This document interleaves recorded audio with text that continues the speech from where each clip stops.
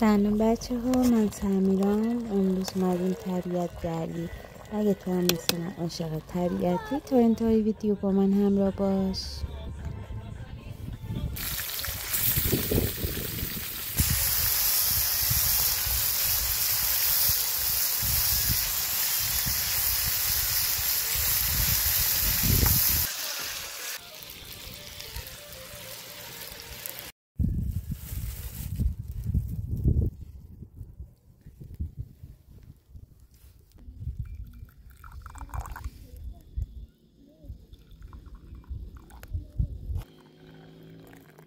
بابا جان ماهی گرفتیم.